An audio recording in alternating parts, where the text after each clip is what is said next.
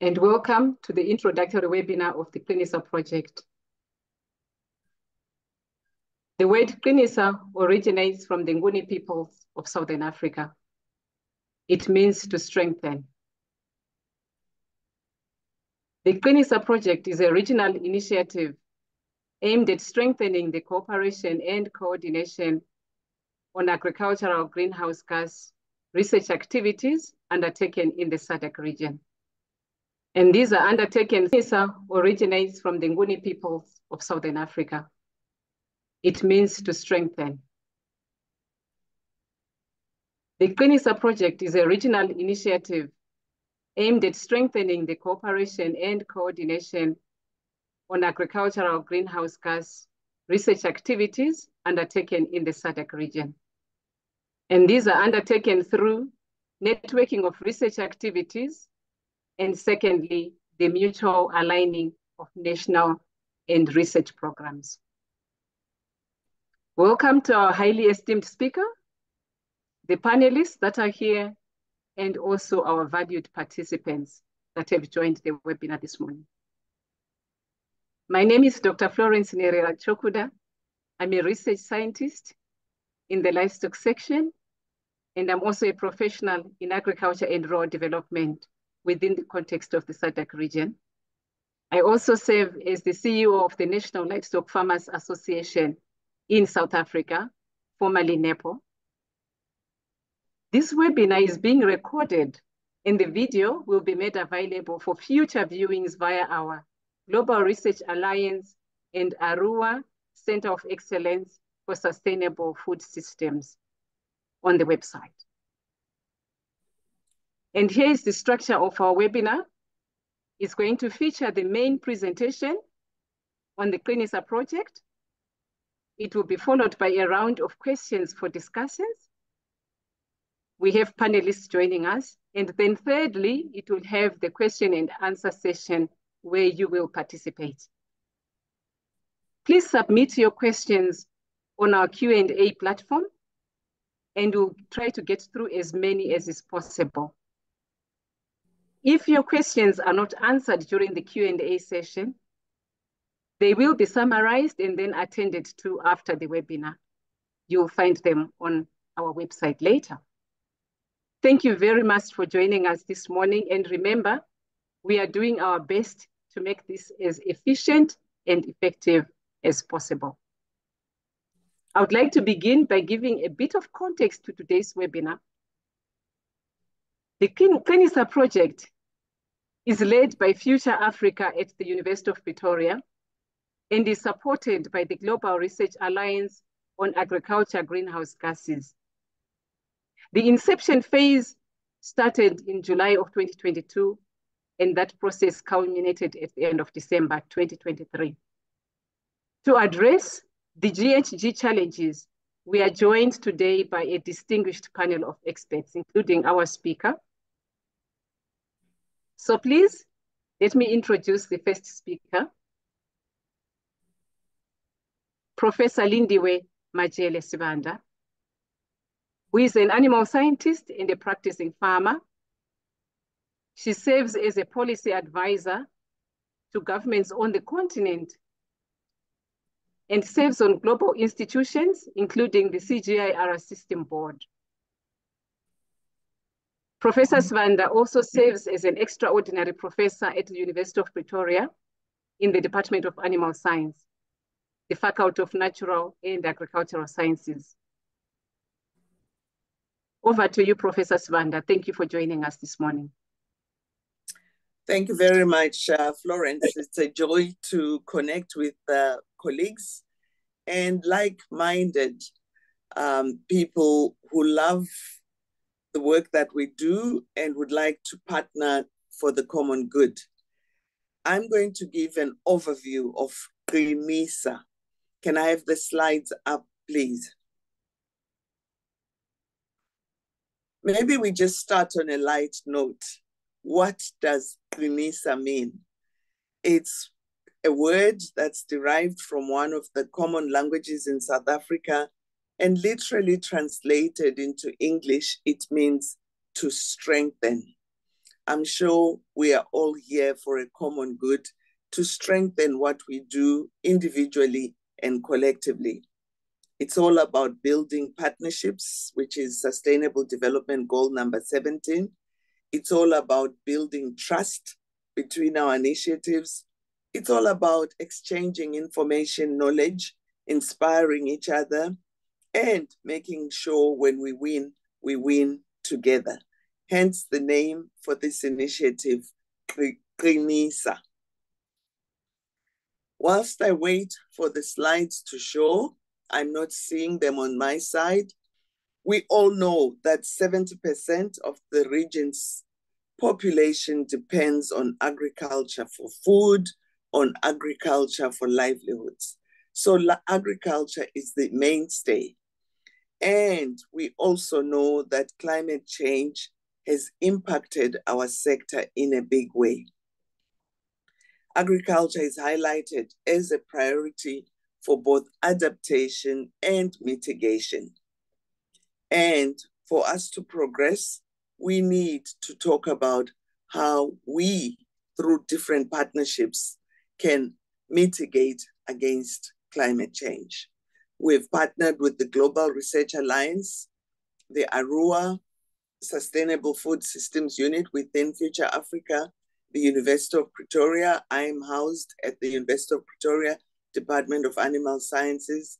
We've also partnered with our friends, the New Zealand government, and of course, Future Africa that is hosting this. Next slide, please.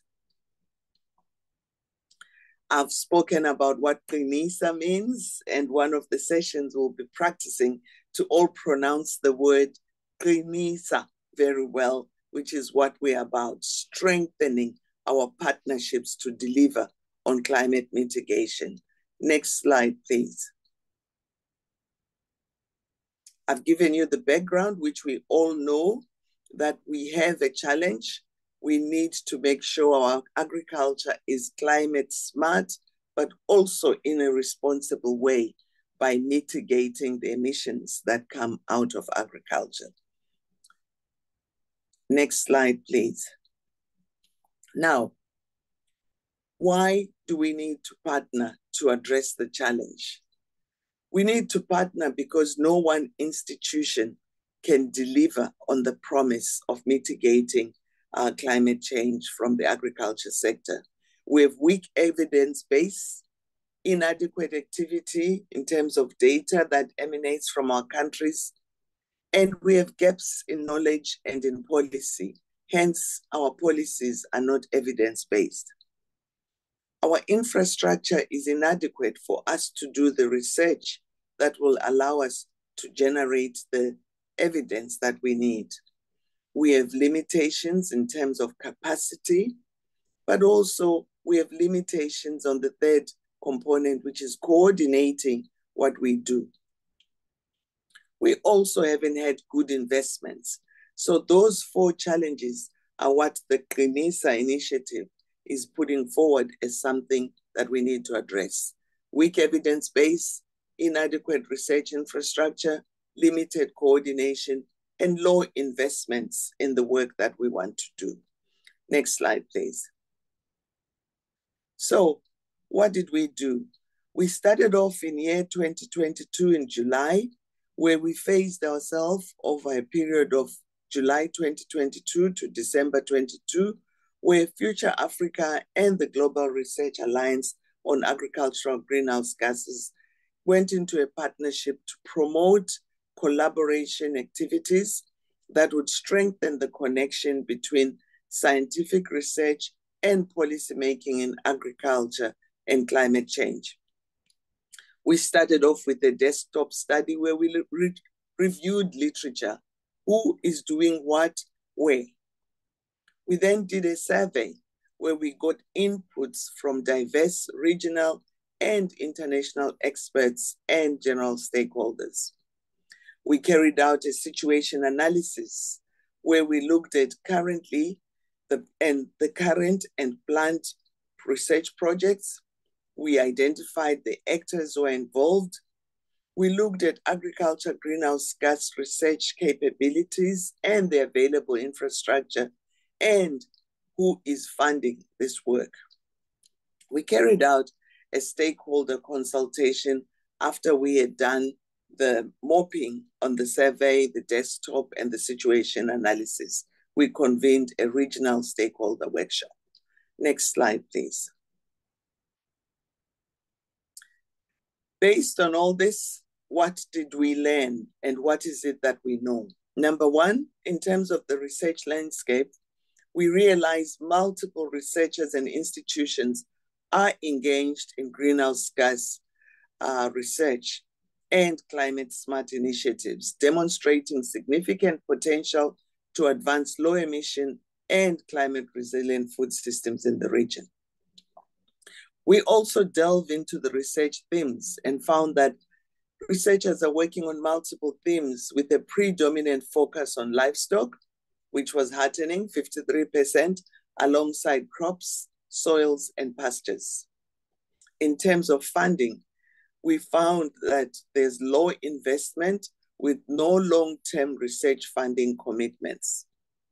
We also discovered that in terms of the research infrastructure, there was limitations, and this was hindering capacity to generate scientific data and evidence.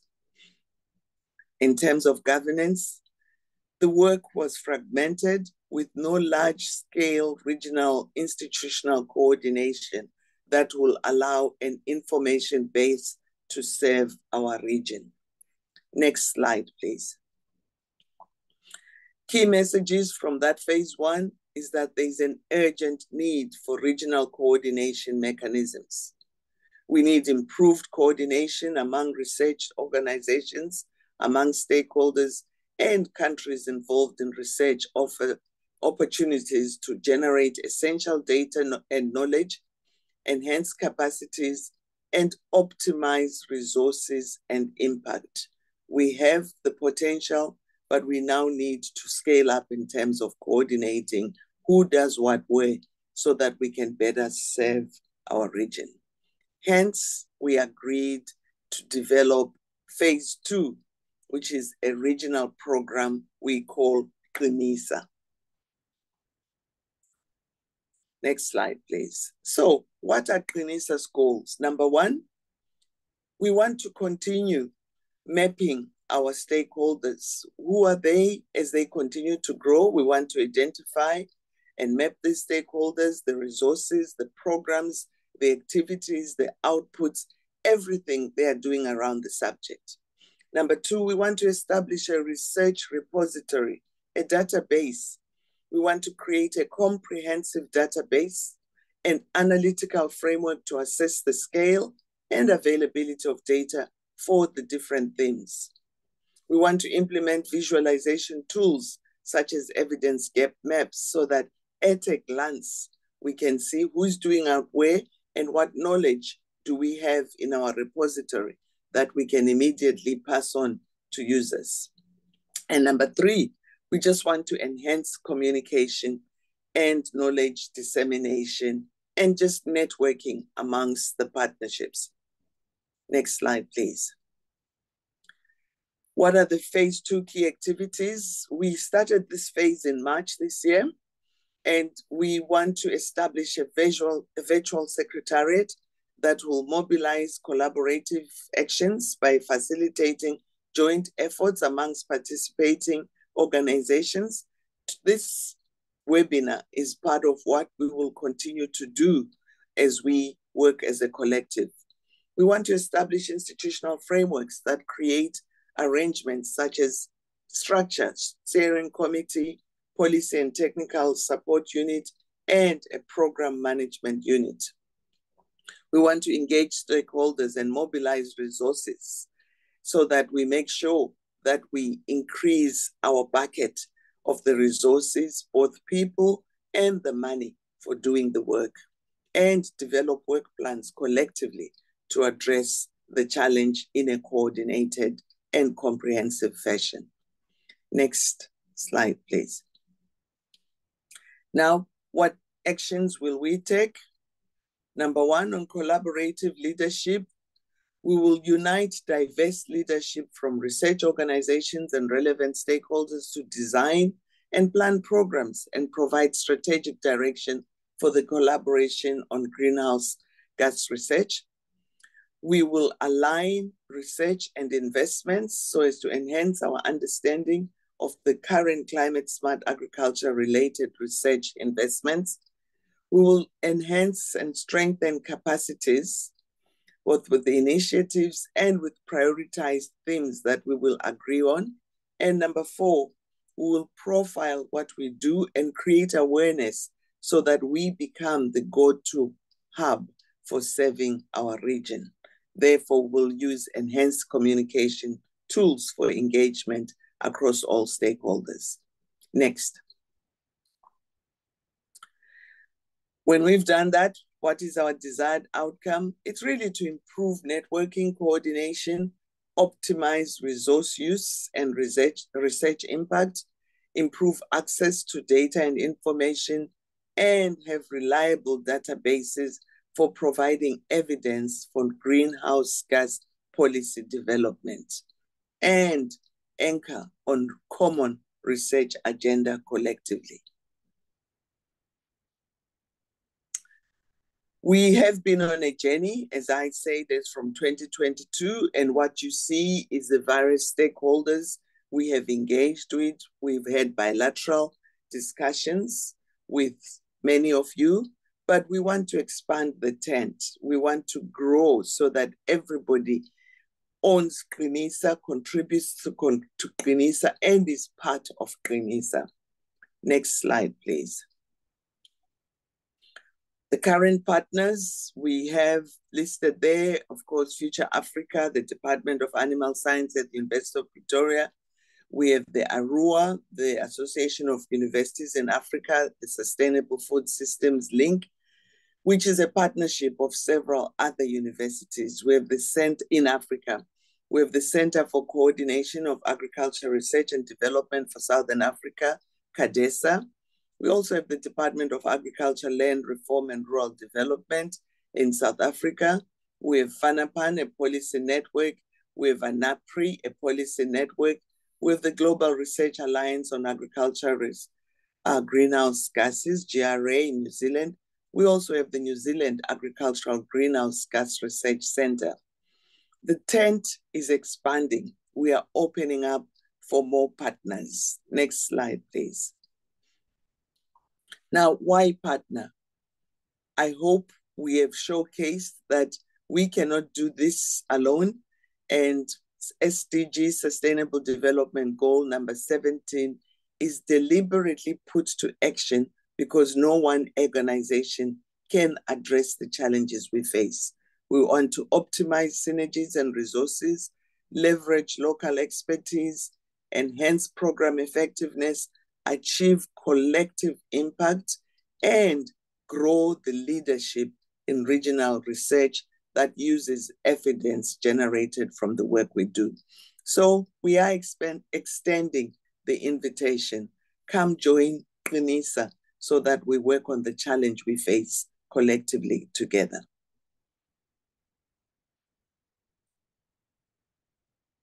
You are free. Academia, private sector, regional and international agencies, farmers, business, industry, development institutions, our funding partners, would be they foundations, bilateral funders, all stakeholders who are impacted by the problem, who see a solution in Qinisa and who want to bring something and take something. The tent is open for all of us. Now, what resources do we need? We need human resources. We are going to set up a facilitation unit, but we also want human power in terms of researchers.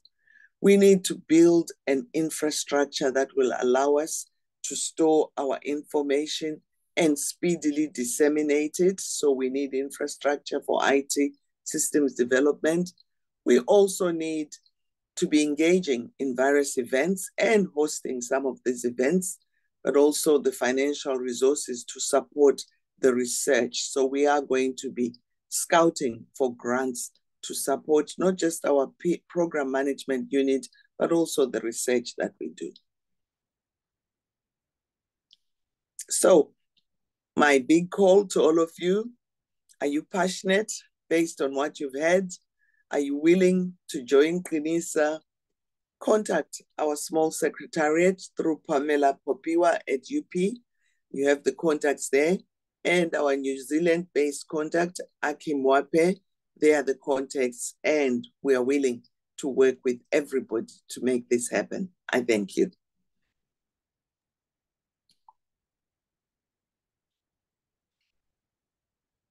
Thank you very much, Professor Svanda. Our participants, you have heard it for yourself.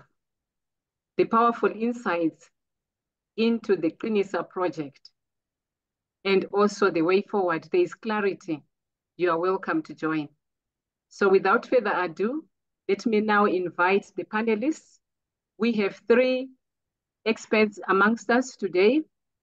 First, I will introduce Dr. Cliff Lamini, who is the Chief Executive Officer of the Center for Coordination of Agriculture Research and Development in Southern Africa, CADESA.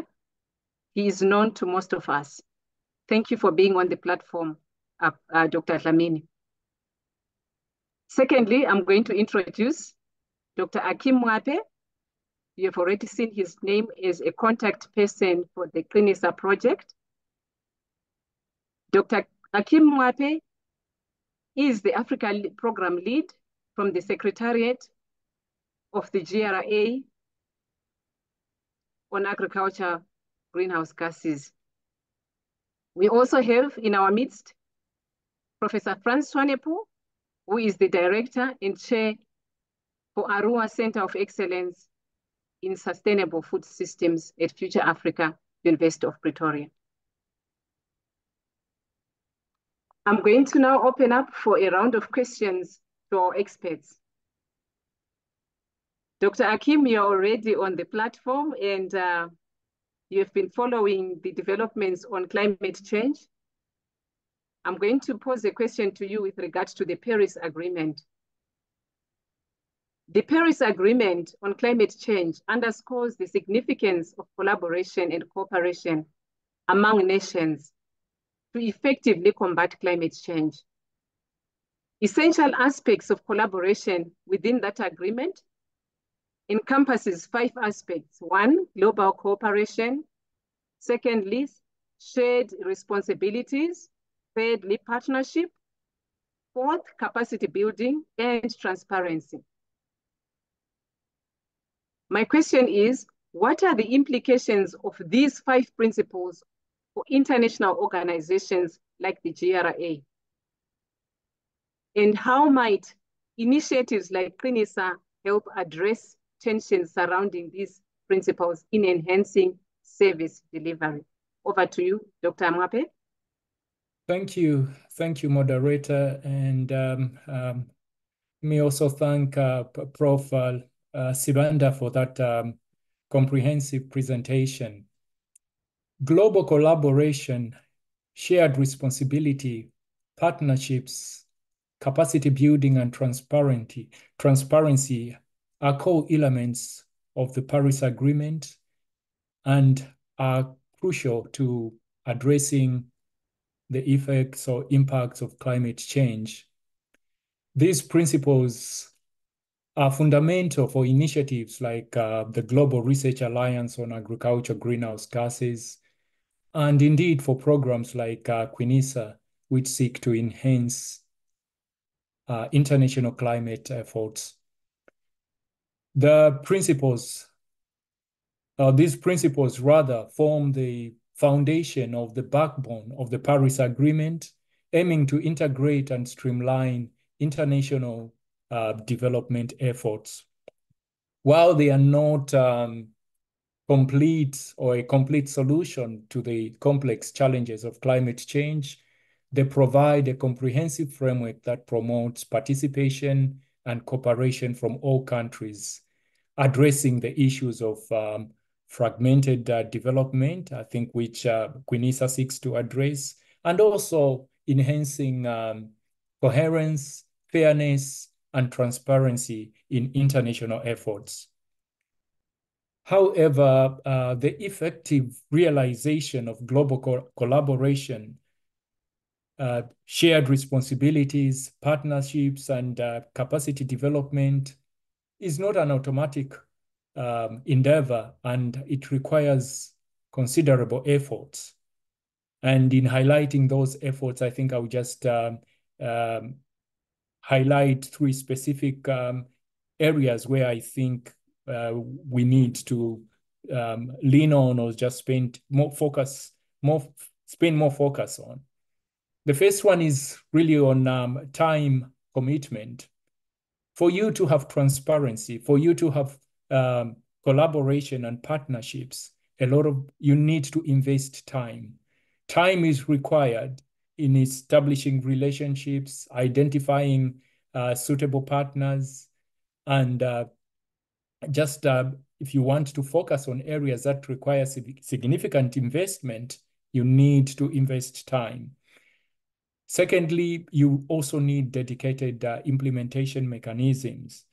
Robust mechanisms are necessary to ensure successful joint outputs and outcomes for research, which also entails substantial financial commitments.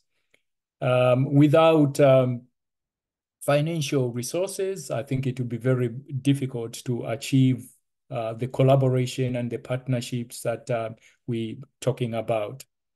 I am pleased to note that Qinisa plans to dedicate a team that is going to reinforce cooperation, shared responsibilities, partnerships, and capacity development, including transparency as emphasized by the Paris Agreement. I believe the initiative or any other initiatives like Qinisa are crucial in addressing complexities that are inherent in these principles. Qinisa can address such complexities by improving service delivery, fostering trust, ensuring inclusivity, and facilitating communication. Qinisa can also help mitigate tensions and promote the transparency and cooperation essential for effective climate action. Qinisa's success is in contributing meaningfully to the Paris Agreement will depend largely on the support that it receives from all participating organizations, and also in the establishment of effective governance mechanisms that add value to existing regional climate efforts. To conclude, believing in the power of collaborative research to address these challenges, investing time, developing robust implementation mechanism, and securing financial resources are smart investments, and they are also fundamental to the Qinisa program. They promise to deliver significant benefits, to add value to all stakeholders, particularly our farmers, in transitioning to low emissions, climate smart agriculture development pathways. Thank you, Chair. Dr. Mwape, we appreciate your insights and clarity into how the synergies will occur between looking at the Paris Agreement and also looking at the initiatives that we are embarking on as Qinisa project in Southern Africa. I would like to pose a question to Professor Swanepoel from Future Africa.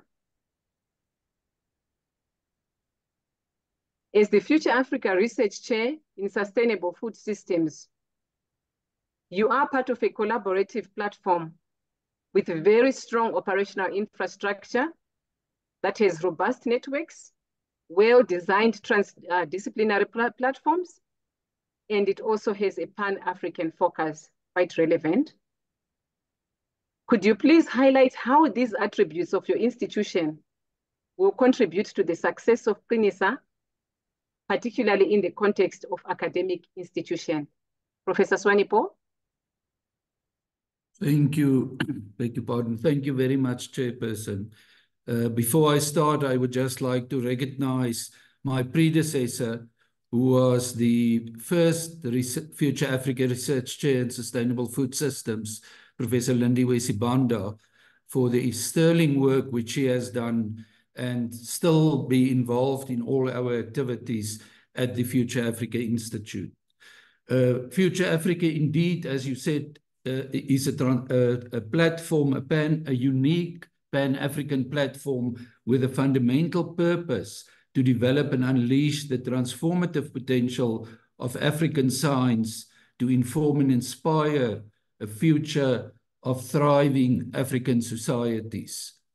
In this specific context and the background which Professor Sibanda has provided, I've decided to reflect on the challenges and successes of past activities and make recommendations that will see, hopefully, continued and improved impact of collaborative research undertaken by Future Africa, in particular under auspices of the Sustainable Food Systems domain across 3 priority areas: enhancing research partnerships to tackle global inequalities, to embed international collaboration in the next generation of researchers, which is the main function is to develop the next generation at the University of Pretoria, master's, doctoral level and postdoctoral researchers, and also in terms of the institutional perspective to strengthen research systems for more and better research. These reflections is also informed by my previous role as Director International Strategic Partnerships at the University of Pretoria during the past 5 years. The 10 recommendations or suggestions aimed at institutions, funders, policymakers is the following. The first one, to cultivate an environment in which African-based researchers are supported to develop the connections, relationships, and skills required for sustained, equitable, and reciprocal international and intellectual partnerships. Mentorship, local and international, should be considered as a critically important part of this. Secondly, to strengthen capacity for multi-sectoral relationships which maximize the potential of research to address global challenges, such as the current climate crisis and the impact on food systems.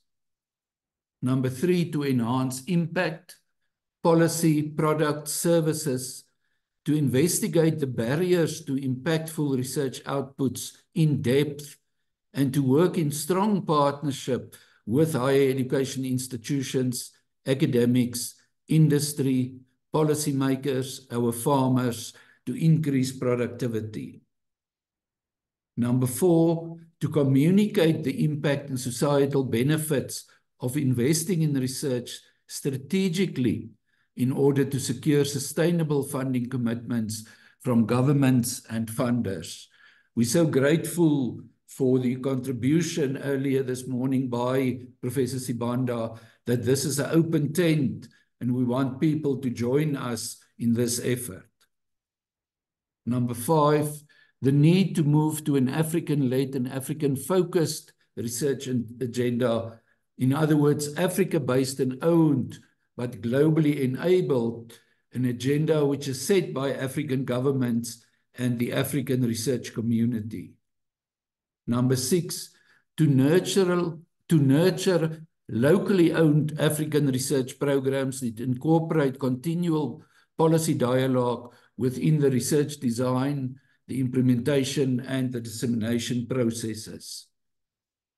Number 7, to invest in split-site models for scholarship and fellowships which recognize the African context, as well as virtual mobility of early career researchers to embed the next generation of African researchers within these international networks.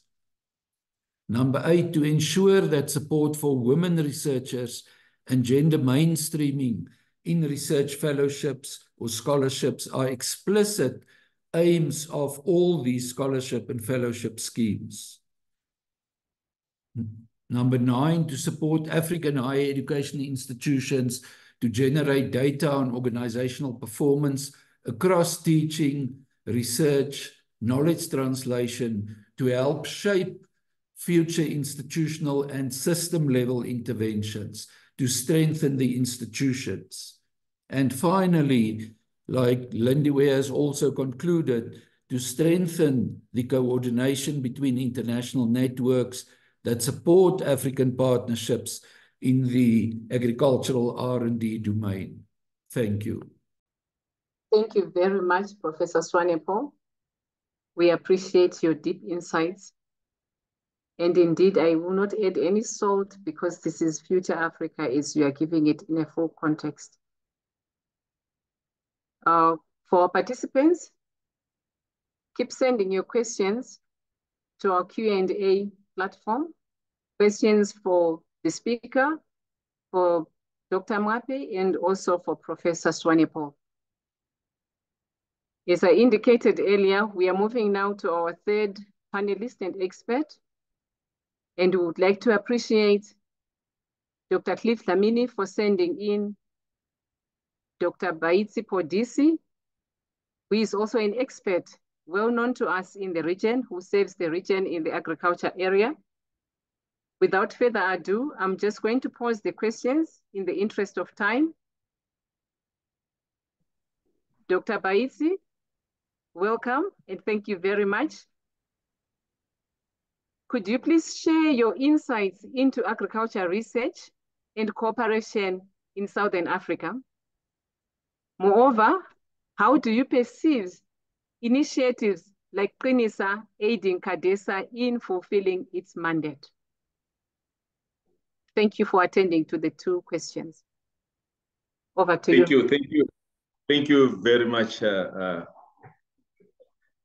Director of Ceremonies, Dr. Chokuda. I just want to start off by acknowledging the presence of these distinguished professors, Professor Sibanda, Professor Swanepoel, and our collaborator, Mwape from GRA. I want to acknowledge, of course, the confidence by the Executive Director, Professor Cliff Dlamini, who had made an arrangement that in the event that he fails to join in because he's traveling, that I could step in for him. We welcome this opportunity as CADESA because we have been set up by the SADC member states, the ministers responsible for agriculture. They created CADESA in 2010 to be an entity which would facilitate cooperation and coordination of agricultural research and development programs. So the concerns that have been raised in the deliberation and the intentions of the Qinisa project, actually, they resonate with some of the tasks, our responsibilities. I have to point out that CADESA is a subsidiary of the SADC Secretariat, specifically created and mandated to coordinate regional agricultural research and development programs.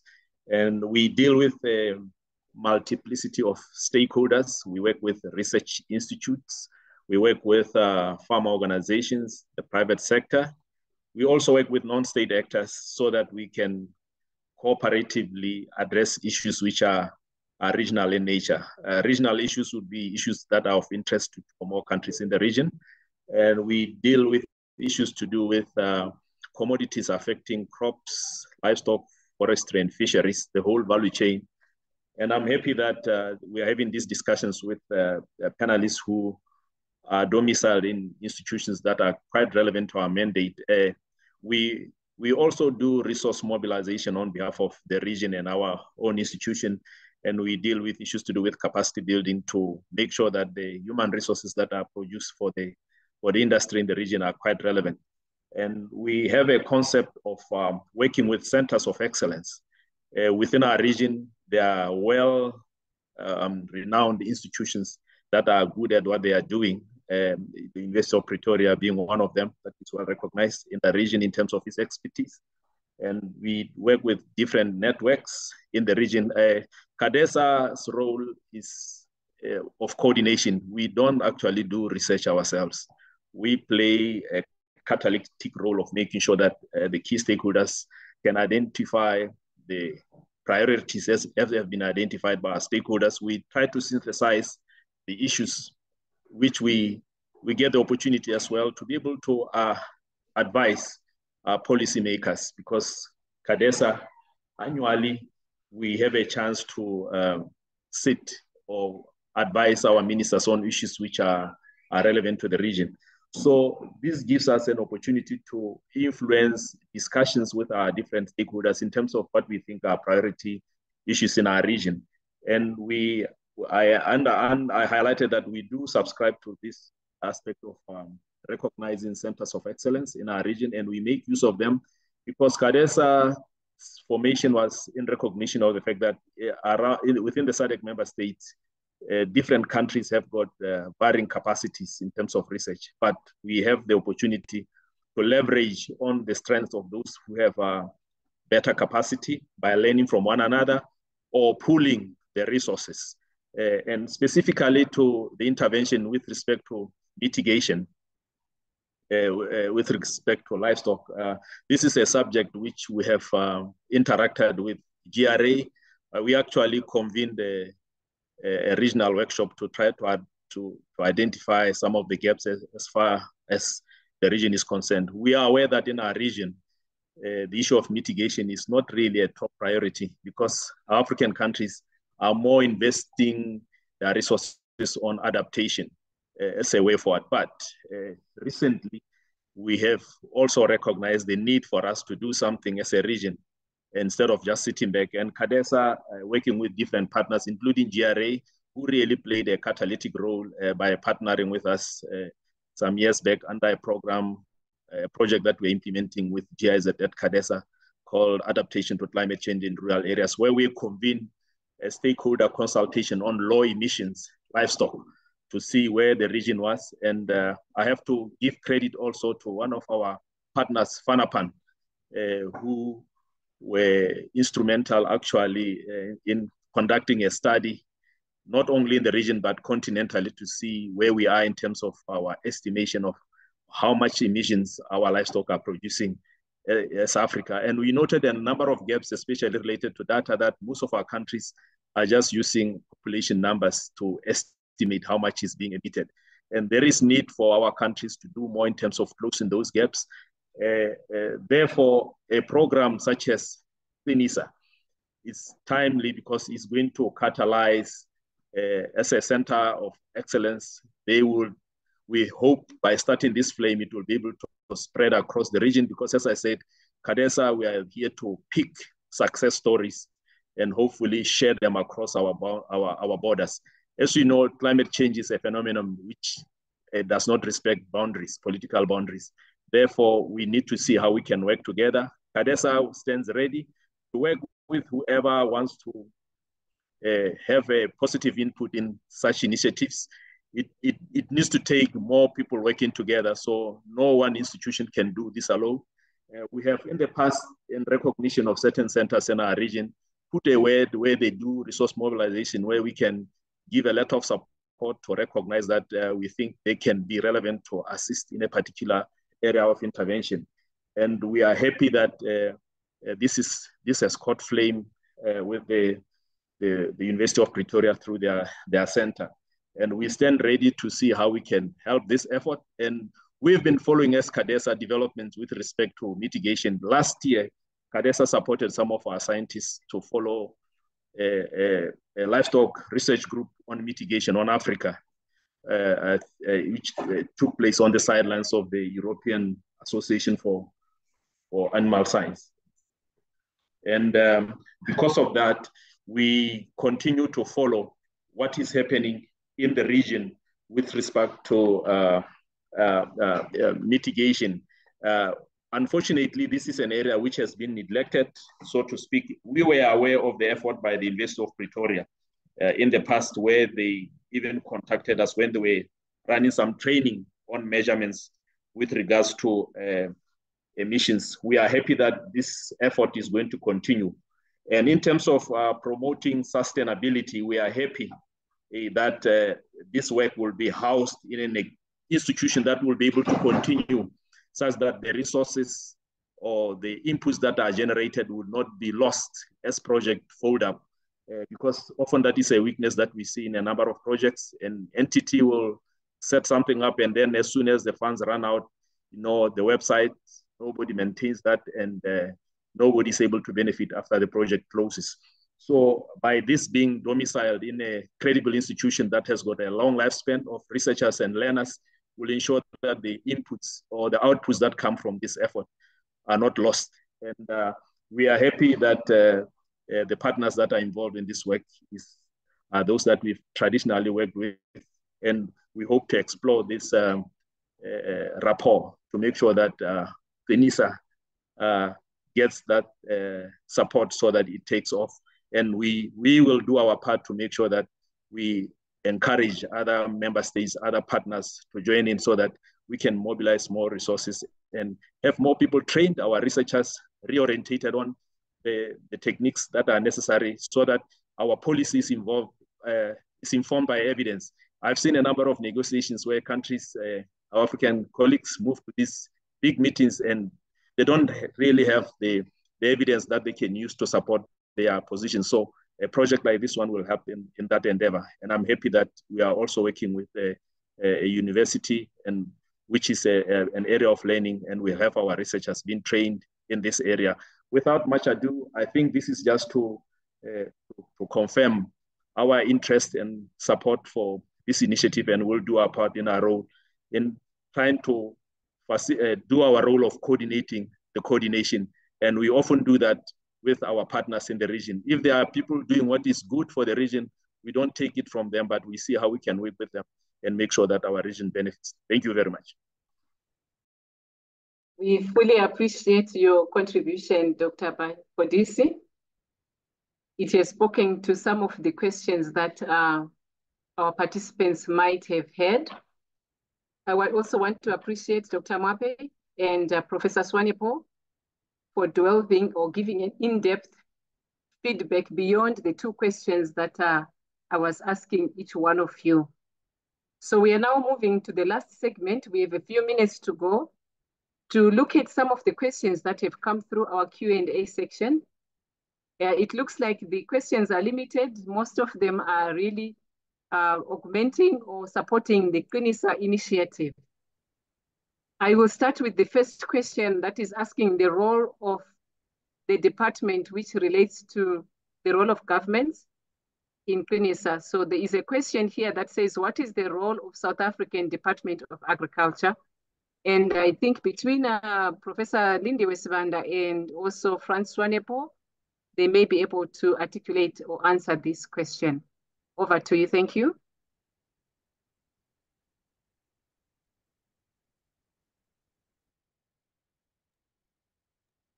I'll let Franz go.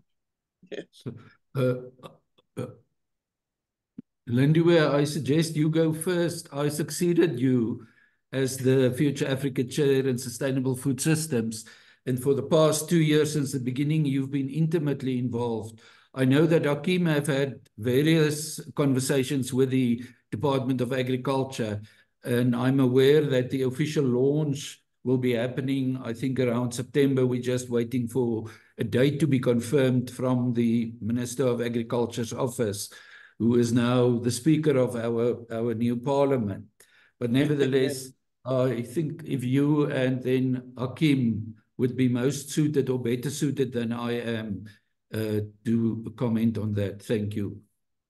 Yeah, as Franz says, I've been involved with Qinisa right from the onset. But in terms of the stakeholder engagements, Hakeem, you've been leading that. Do you want to go first? Yes, I can go first. Yeah, the Department of Agriculture in South Africa is one of the collaborators or partners that we've been working on from the onset. Kodisi mentioned a workshop that was held in South Africa to just discuss the status of greenhouse gas research within the region. And that workshop was being facilitated and coordinated by the Livestock Department within the Agriculture Ministry. So we have been working with them from the onset, and we'll continue working with that department, and their role mainly is just to lead South Africa's engagement within the program. So, I mean, governments are key in all this. As we said, one of our main objectives is to feed into the policy discourse by providing evidence. And CADESA has amplified that by saying, we've seen our negotiators go unarmed without the right evidence. So Qinisa, as I put in the slide at the end, is really for all who have a stake in the business of generating the data, doing the research, disseminating to users, but most important, policy influence. And policy influence, you cannot rule out government involvement in that. And as Akim has said, through our home ministry, the Ministry of Agriculture, and close collaboration with the Ministry of Environment, you are hoping that in all our participating countries, we can avail the information that they need, whilst they provide policy leadership and also make direct asks, requests for specific information through our database. So it's a two-way process. Thank you very much, Professor Sivanda. Your answers cut across several questions that were being asked in our Q&A section that looked at policy issues.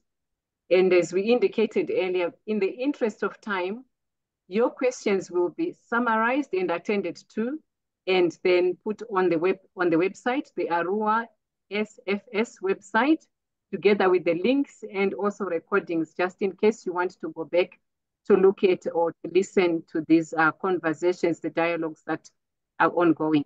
We really appreciate your inputs, but in the interest of time, we would like to quickly wrap up and have Dr. Koleta Gandizwana gives us an outline of the next steps so you don't miss out in the next 1 minute. Over to you, Dr. Gandizwana. Thank you very much, Florence. And I've been listening to the discussions, and really what an appropriate name to strengthen. And one of the main takeaways that I've taken here is that no one institution can deliver on the climate challenge that we face. So in the next steps of Qinisa, we are going to continue to ensure that there is awareness of this program and its objectives. So we've met a number of partners, and most of you have already expressed interest, but we are still inviting partners who see value in this initiative to engage with us and propose elements of the project where you would like to engage. So we are inviting submissions from partners on themes, activities, or any element of Qinisa that you are able to contribute, to lead, or to facilitate. We'll receive these submissions, and these will inform our work plan. So if we can have these submissions by the end of June, we will have a work plan that we are going to discuss in detail at our inaugural workshop. And in this workshop, we're going to look at the details of what is going to happen in the next phase of Qinisa from its launch up to about July in 2025. So I would like to appeal to all partners to identify an element of Qinisa that they would like to champion and or lead the discussion on that research theme or activity, to come up and give us those submissions so that it informs the work plan. And then secondly, we will be continuing with our resource mobilization, as has been said in the keynote. Our PMU is running with the activities that we have now, but we are looking to that unit to grow. It will continue to grow in terms of resources and capacity. And then our big launch of the Qinisa program will take place sometime in September, but we'll update you on the details of that meeting. So these are the next steps from my side. Thank you very much, Florence. Thank you very much. Thank you to everyone and our panelists and our speaker. We really appreciate participation and future engagement. And have a wonderful day. Follow up with us on the website for updates, the Arua SFS website. I wish you well, and let's meet in the next steps of Qinisa.